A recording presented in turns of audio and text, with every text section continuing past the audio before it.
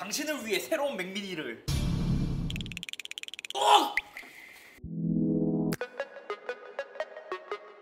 안녕하세요, 이쌤입니다. 이번 신형 맥미니가 엄청난 주목을 받고 있죠. 왜냐면 가성비가 진짜 미쳤기 때문이에요. 기본형만 하더라도 램 16기가에 M4 성능도 괜찮아서 웬만한 커버가 가능하거든요. 거기다가 고성능을 원한다면 M4 프로 옵션도 있고 거기에 새롭게 디자인이 바뀌어서 크기도 더 작아졌어요. 아무튼 제가 몇 년 전 조립해준 M2 프로의 16기가 512기가 옵션을 사용하고 있는 직원의 컴퓨터를 바꿔주기 위해서 직구로 구입했습니다. 그래서 오늘은 신형 맥미니의 언박싱과 첫인상 정도로 살펴보려고 해요. 생각해보니까 M2 프로 맥미니를 구입한 지 한 2년 정도 되었거든요. 근데 왜 이번에 바꿔주냐면 옆 채널을 편집하는 직원의 PC인데 요게 오즈모 포켓 3, 에이스 프로 2, 아이폰 영상 4K 60프레임을 편집하는데 M2 프로로도 충분하긴 하지만 제가 옆에서 봤을 때는 조금 답답하긴 하더라고요. 그래서 이번에 큰 변화가 있는 겸 한번 구입해서 이제 당분간 바꿔줄 예정이 없기 때문에 큰맘 먹고 구입했습니다. 이번 맥미니가 엄청 가성비로 불리는 녀석이 기본형이거든요. 걔가 89만원이었나? 거기다 학생 할인하면 한 70만원대란 말이에요. 하지만 저는 이제 실제로 저희 스튜디오에서 쓸 PC이기 때문에 기본형은 구입하지 않았습니다. 제가 구입한 옵션의 가격은 2,199달러, 세금 포함해서 337만원에 구입했습니다. 근데 한국에 보니까 옵션이 329만원이더라고요. 그리고 저는 신형 맥미니 산 거 조금 후회합니다. 사고 나니까 너무 비싸게 샀거든요. 왜냐면 제가 피디님들이랑 한잔하고 나오니까 한 12시 반이었거든요.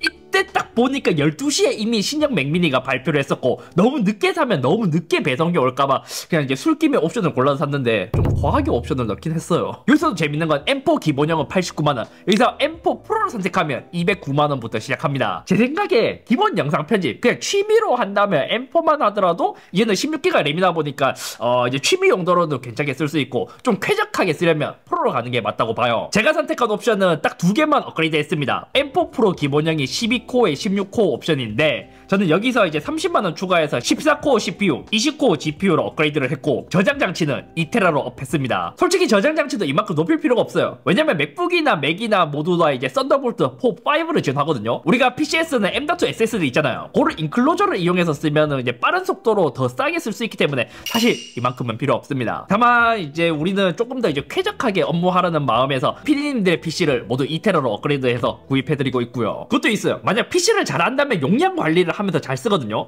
근데 나중에 용량이 다 찼다고 막 이거 찾고 저거 찾고 하다가 시간 버리는 게 아까워서 저는 이제 보통 2테라로 이제 구입해드리는 편인데 요게 대략 2년 전에 구입한 맥미니, 네, 옆 채널을 편집하는 그 이제 직원분이 쓰는 PC인데 이거 봐요. 엄청 지저분하죠. 이렇게 이제 PC를 잘 하시는 분들은 이제 용량 관리도 잘 되기 때문에 조금 낮아도 괜찮은데 PC를 잘 모른다면 이렇게 이제 PC 관리가 잘 안 되기 때문에 그냥 초반부터 큰 용량으로 구입하는 것도 어쩌면 효율적일 수도 있을 것 같아요. 아무튼 이제 저는 조금 과한 용량으로 구입했다. 다시 말하지만 일반 업무용으로 쓴다면 저는 M4 기본형 옵션을 살 것 같고 256기가가 부족하다면 그냥 512까지만 올려서 구입할 것 같습니다. 그 이상은 M.2 인클로저를 이용해서 용량을 더 늘려서 쓸 것 같고요. 여기서 영상 편집이나 그 이상의 성능을 원한다면 M4 프로를 선택하면 될 것 같아요. 만약에 이제 제대로 다시 구매한다면 어떤 옵션으로 다시 구매? 제가 술 끼운이 아니라 그냥 다시 산다고 하잖아요. 그럼 M4 프로 기본용 옵션에서 1테라까지만 올리고 살 것 같아요. 그럼 한 239만원 되거든요. 그 정도면 좀 가성비지 않을까. 지금은 좀 사실 과하게 샀어요. 내가 이제 직구로 사서 이걸 돌리지도 못하고. 뜯어보겠습니다.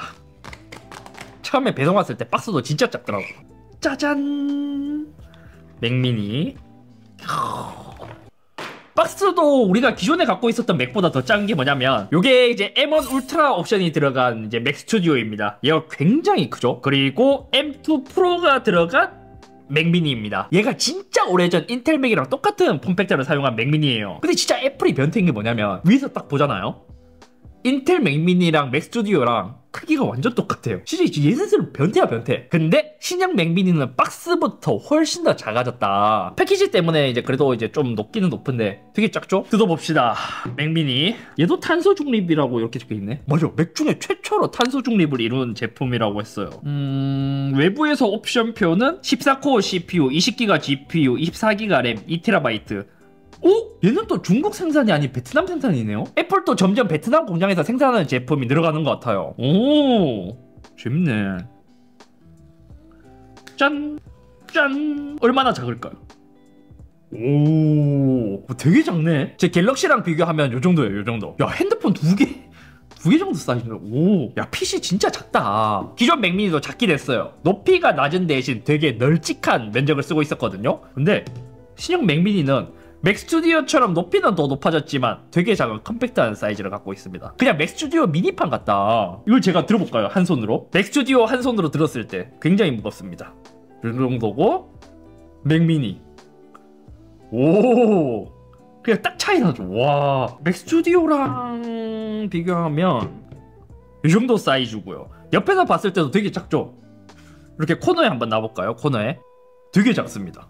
오, 귀여워 귀여워. 야, 무슨 PC가 이제는 뭐 한 손으로 잡히네. 근데 이건 뭐야? 뒤에 있는 판때기도 맥세이프 링처럼 만들어졌다. 되게 컴팩트한 사이즈의 맥 미니입니다.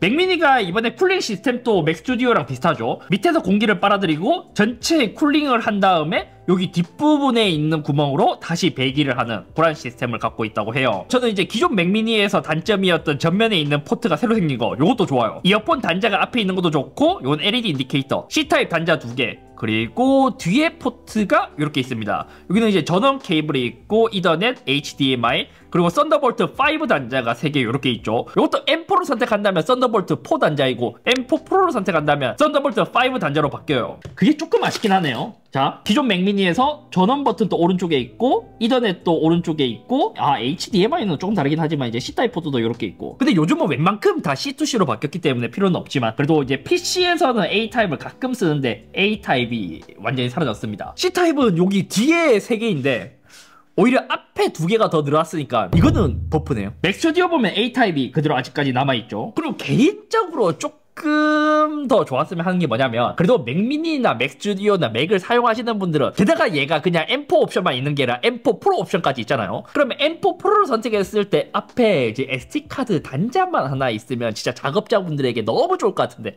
그거는 조금 아쉽습니다. SD카드 단자만 하나만 더 있으면 진짜 완벽할 것 같은데 말이에요. 저희 맥 미니, 여기가 이제 저희 원래 기존 M2 프로로 사용한 맥 미니를 쓰고 있는 이제 직원의 책상입니다. 좀 웃긴 상황이 뭐냐면, 원래 썬더볼트 독을 안 써도 되거든요. 근데 지금 요거를 왜 쓰냐면 SD카드 쓰려고 이거 쓰는 거예요. 지금 SD카드 쓰려고. 저희가 이제 남는 게 요 썬더볼트 독이 마침 있어서 이제 이렇게 쓰는데, 새로운 맥 미니라면 굳이 썬더볼트 독을 쓸 필요가 없어요. 왜냐면 SD카드 리더기도 되게 많거든요. 기존 M2 프로에서 다른 리더기를 꽂으려면 이제 앞에 포트가 없기 때문에 뒤에서 꽂아야 되는데, 신형 맥 미니는 그냥 앞에서 SD카드 쓸 때만 뺐다 꽂았다 하면 되니까 이제는 굳이 이렇게 독이 필요 없는 거예요. 만약 이 2개를 치우고 얘만 딱 하나만 딱 놔두면 되게 깔끔하지 않을까요? 지금 요것만 간단히 치워볼까요? 좀 깔끔해지나요? 여기도 이제 독도 치울 거고요.